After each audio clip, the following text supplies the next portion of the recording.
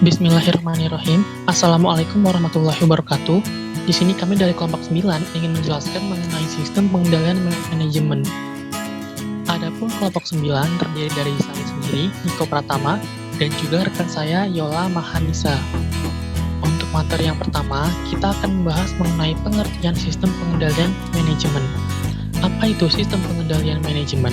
Menurut Sumarsan, sistem pengendalian manajemen adalah suatu rangkaian tindakan dan aktivitas yang terjadi pada seluruh kegiatan organisasi dan berjalan secara terus-menerus. Jadi, singkatnya, setiap aktivitas, setiap koordinasi, setiap kegiatan itu dikendalikan oleh sistem pengendalian manajemen.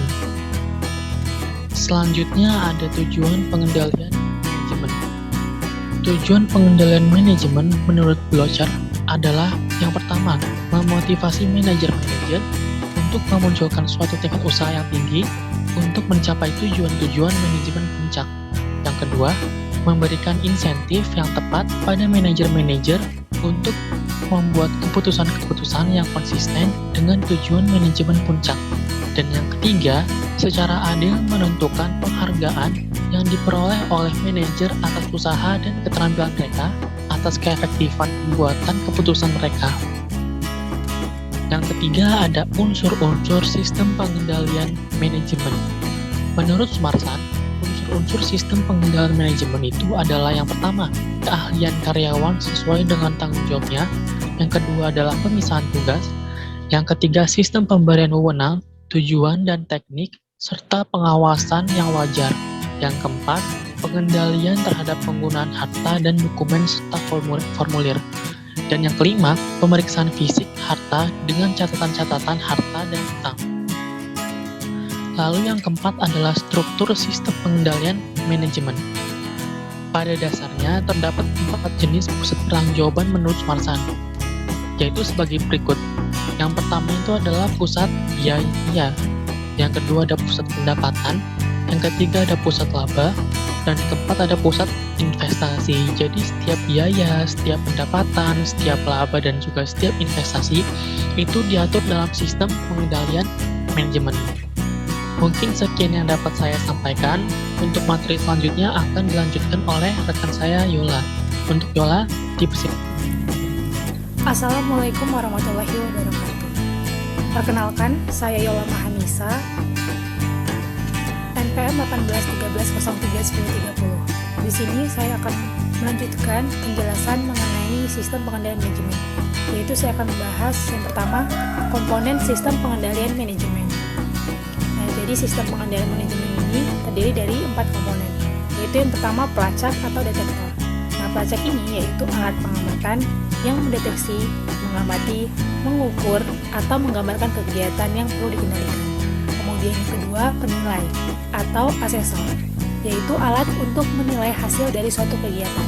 Biasanya dikaitkan dengan standar dan mengidentifikasi kegiatan yang tidak dapat dikuasai. Kemudian yang ketiga ada efektor. Nah, efektor ini yaitu alat untuk memodifikasi perilaku untuk mengubah prestasi jika diperlukan. Kemudian yang terakhir ada jaringan komunikasi, yaitu alat untuk menyebarluaskan informasi. Selanjutnya, karakteristik sistem pengendalian manajemen. Karakteristik sistem pengendalian manajemen yaitu terdiri dari yang pertama, sistem pengendalian manajemen dipusatkan pada program dan pusat pertanggungjawaban. Kemudian yang kedua, informasi yang diproses dalam sistem pengendalian manajemen terbagi atas 2 jenis, yaitu data terencana dan data aktual. Kemudian yang ketiga, sistem pengendalian manajemen adalah sistem perusahaan total yang merangkum semua aspek dalam operasi perusahaan. Dan yang keempat, sistem pengendalian manajemen biasanya berhubungan erat dengan struktur keuangan. 5. Aspek-aspek perencanaan sistem pengendalian manajemen cenderung mengikuti pola dan jadwal tertentu. Kemudian yang keenam, sistem pengendalian manajemen merupakan sistem yang terkoordinasi dan terpadu. Selanjutnya yaitu proses sistem pengendalian manajemen. Nah, di sini bagaimana sih proses sistem pengendalian manajemen tersebut? Nah, di sini terdiri dari 4 tahapan proses sistem pengendalian manajemen. Yang pertama yaitu pemrograman. Pemrograman ini adalah proses memilih program yang memutuskan kegiatan-kegiatan perusahaan yang akan dilakukan untuk melaksanakan strategi perusahaan. Kemudian yang kedua, penganggaran. Penganggaran adalah alat penting untuk perencanaan dan pengendalian jangka pendek. Kemudian yang ketiga adalah operasi dan pengukuran, yaitu proses menjalankan program dan anggaran serta membandingkan antara data sesungguhnya dengan anggaran. Kemudian yang terakhir ada pelaporan dan analisis. Nah, pada tahap ini dibuatlah laporan anggaran, kemudian laporan tersebut dianalisis dan berinci varians serta faktor penyebabnya. Kemudian selanjutnya yaitu kinerja keuangan, penerapan sistem pengendalian manajemen pada hasil kinerja keuangan.